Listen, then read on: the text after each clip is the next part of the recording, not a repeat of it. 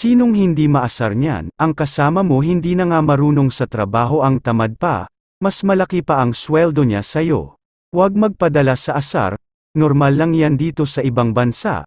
May kasabihan ang asar talo, yan ang kadalasang nangyari dito sa amin.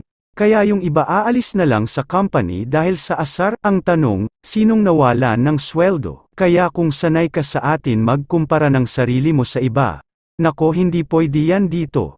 O hindi ba ayaw mo malamangan, pag nandito ka sa company ko na trinatrabahuan, mag-away ang isip mo sa asar, tulad sa engineer namin mas mababa yung sahod niya sa porma namin tapos ordinaryo lang ako na trabahante, pero parihas lang kami ng sahod. Tapos yung kasama ko na umaasa lang sa akin tamad pa, mas malaki pa ang sahod niya sakin. Alam ninyo kung bakit, ganito yan, yung porma namin ang tagal na sa company na ito. Ilang bisis na siya na engkesan sa kanyang sweldo, tapos yung engineer naman, baguhan lang. At yung pag-apply niya tinanggap niya yung sahod na ganun lang ang offer sa kanya. At yun namang kasama ko na umaasa lang sa akin, at patamad-tamad pa, may padrino sa opisina yun. Special na tauhan, kamag-anak ng big boss, kaya yan ang dahilan. Yun nga lang, noong malaman ng engineer na ganun pala ang pamaraan dito, nag-alboroto siya. Parang sa isip niya nakaka-insulto, porman ko lang at under ko, mas mataas pa ng sahod kaysa akin. Ito namang sahod ko, kaya tumaas at pantay lang kami sa sahod ng engineer dahil matagal na rin ako sa company na ito, nakailang bisis na rin ako na-increasean, kaya yan ang dahilan.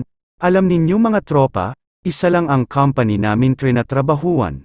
Pero hindi magkaparehas ang sweldo kahit parihas lang ang trabaho.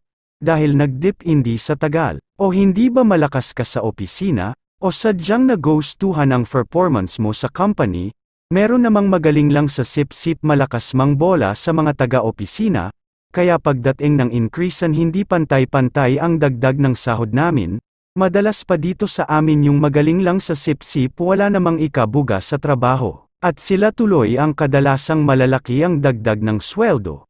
Kaya pag hindi mo talaga makayanan ang asar, aalis ka sa company ng hindi oras, bawal talaga ang mainggit, hindi ka magtagal dito pag may ugali kang ganyan, dapat pa chill-chill lang, huwag magpadala sa ganyan, focus lang sa diskarte, kung paano magawa ang trabaho ng maayos. Dapat may peace of mind habang nagtrabaho tayo, para makapag-isip ng maayos, at matupad natin ang ating mga pangarap. Mga tropa, bago ko tapusin ang munting video natin, sana nagustuhan ninyo. Sana suportahan nyo ang munting channel ko, ang Dentoy TV sa pamaraan ng pagpindot ng subscribe button at notification bell. Maraming salamat sa panunood ninyo, mabuhay at bye-bye.